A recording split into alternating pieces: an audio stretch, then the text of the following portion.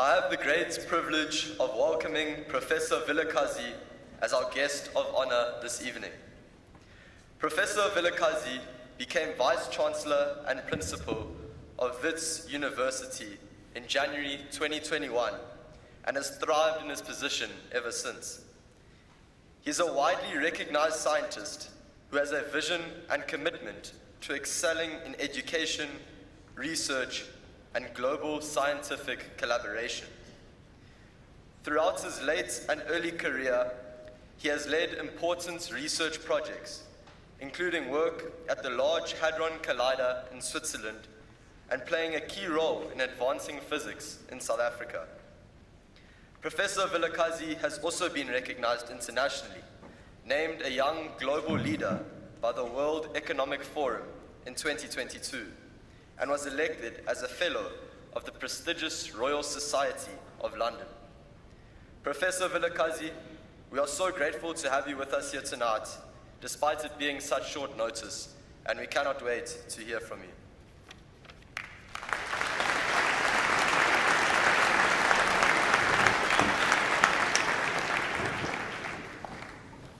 Thank you for your kind introduction, but there's one mistake you made. You said that I was a young global leader in 2022. That's wrong. I was a young global leader many years ago, as you can tell.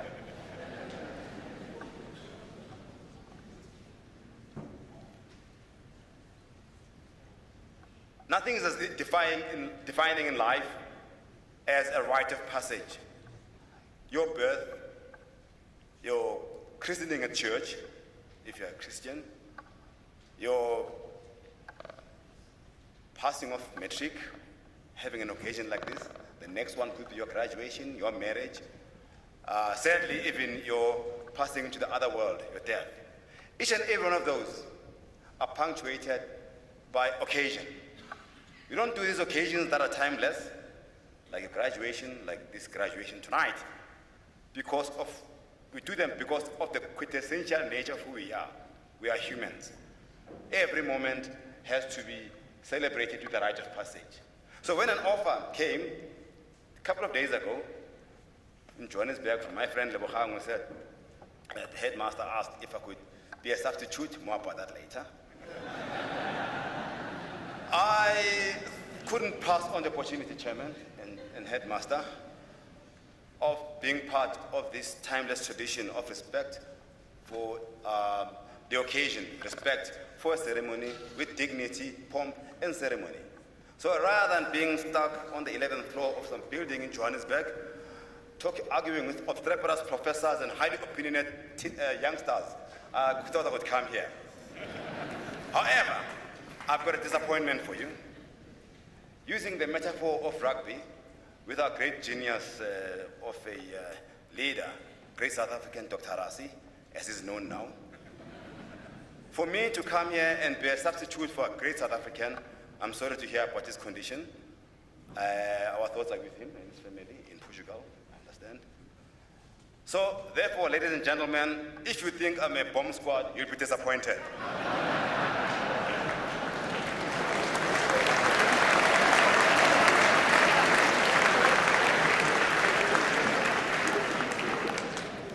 Chairman of the Board of Governors, Mr. Andrew Johnson. Members of the board, I happen to have bumped into Mr. Jili, with whom you know many friends, including Rob Marawa, whom I played football with at West many years ago.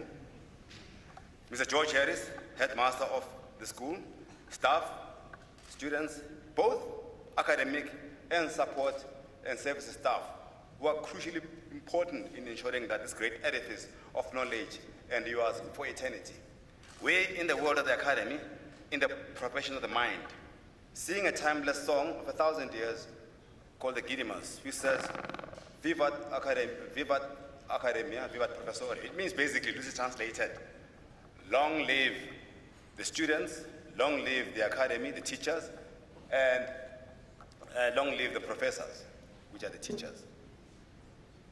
We come and go, vice-chancellors, headmasters, chairs of council, parents, students come and go, but the academy lives forever. It lives forever because of all those like Mr. Gunena here, who came and served with distinction for 47 years. It is a collective of all of us who keep this timeless and majestic profession of growing young minds, advancing knowledge, thrive for eternity. So I'd like to honor staff, academic staff, and support staff who have been part of this timeless tradition. I'd like to honor parents, friends of this great institution, Hiltonians, all boys. I can see some old friends here, and friends of the school. To our celebrants tonight, the boys, Manne, soon to be, Matoda, Banna, or where I come from in Witwatersrand, Majita. This is your night tonight. Now, a few years ago, I gave a speech at St. Mary's where my daughter is, and I addressed the parents. Similar occasion. One of the parents came to me and said, "Prof, we didn't understand you." And I said, "Excuse me, ma'am, this was aimed at the future. So I'm aiming this.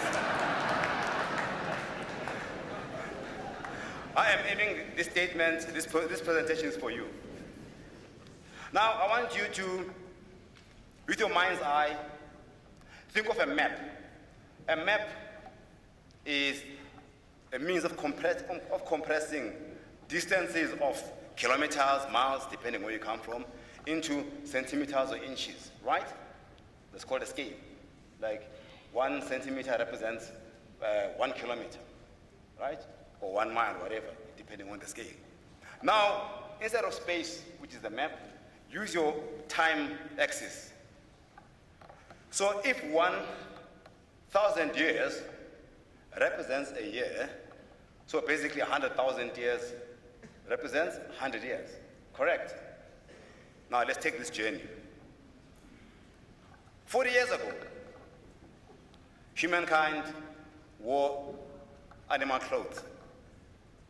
About 30 years ago, we developed consciousness. You can go to Drakensberg and see rock art. We started projecting our thoughts onto a paper or onto some material. We started abstracting.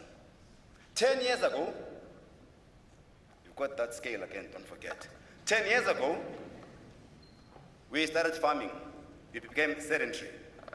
That allowed us to build communities, to expand, leading to a period of 5 years ago where the first civilizations arose in the Middle East, around Egypt and Mesopotamia. 2 years ago, since I'm in the school, we had Christianity.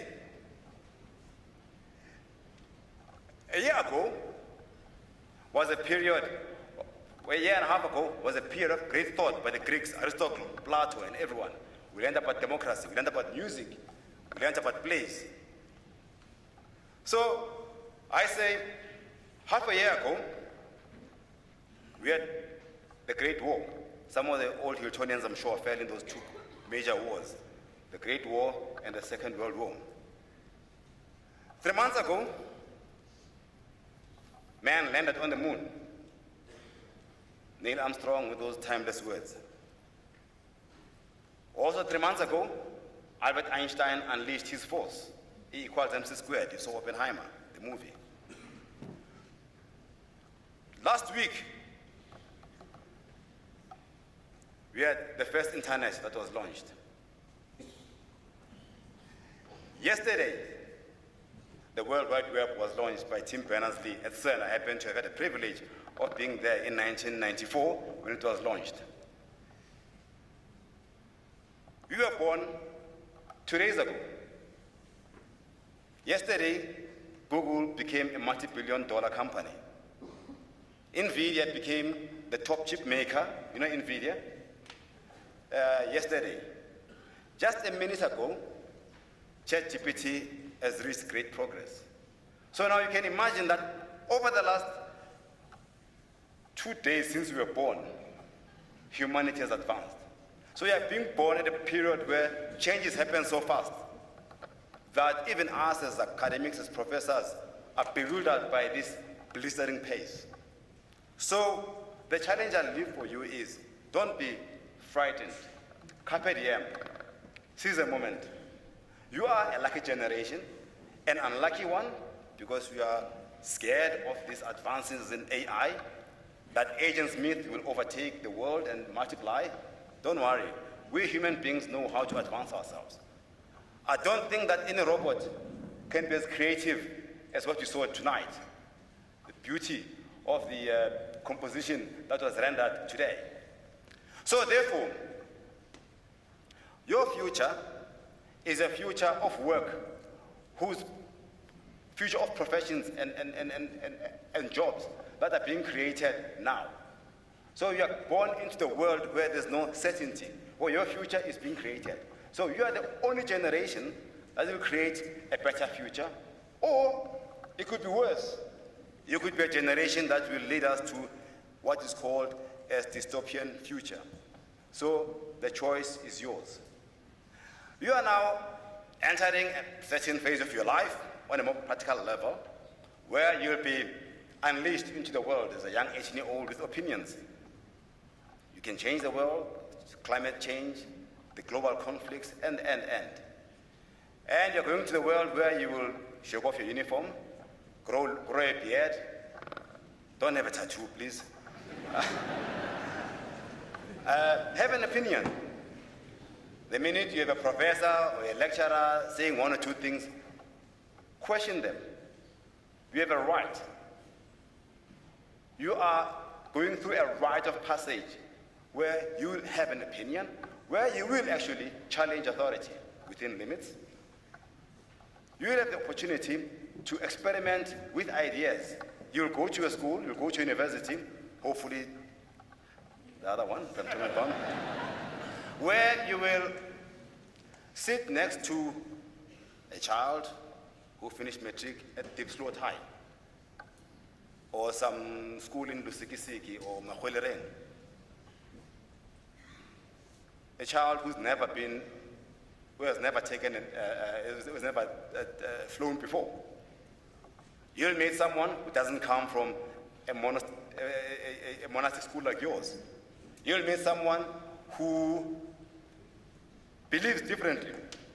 They could be Christian, they could be Jew, they could be Jewish, and any religion you can find in the world. They speak a different language. What I'm trying to say is that with this rite of passage, we are saying that your shelter will be broken, and it should. Life is about rupture. The progress of humankind over the last 10 years never happened because of a continuum. It happens because of these breaks. Now we are breaking. We are making a celebration to break out there, be unleashed to the world, in the profession, in business, if you choose to go to the academy, at the universities, both here and abroad, but mostly here. I'll tell you why, as I am about to close. Is that this country is blessed, boys, with great schools. This school is among the best schools in the world. I've been to every public school in the UK and private school in America and in Switzerland. None of them can match this. So you are privileged. But your privilege means that you'll go there and meet people that do not have the same privilege. But I'm sad to say, might be smarter than you with the little that they have. That's what we, of the profession of the mind, celebrate. That genius doesn't come from, it has to be nurtured, but can sprout from anywhere. Talent is a great equalizer. You will meet people who are different from you, but you share one thing in common. You will be citizens of the future. So, as I conclude, and I'll take a quote from one great American politician who sadly was flayed, was assassinated in 1968. His name was Robert F. Kennedy, a younger brother of JFK, who at UCT, the other place, gave in 1967 his famous Ripples of Hope speech. He said, and that was during a very difficult period in this country. Listen carefully, RFK here in South Africa, he said, from a numberless diverse acts of courage and belief that human history is shaped each time when a man, sorry, that was language at the time, when a man stands up for an ideal or act that strives to improve a lot of others, or that man strives to act out against injustice and hopelessness. He sends forth a tiny ripple of hope, and each ripple of hope will cross other million centers of energy and daring. Those ripples build a current that can sweep through the mightiest walls of depression and oppression. So, as I conclude, boys, each and every one of you is a ripple of hope. Colliding with other ripples of hope, with positive energy, you can make this a much better world than you've inherited. So, I was once your age. I was once the future. The future is yours. Seize it, and may the force be with you. Thank you.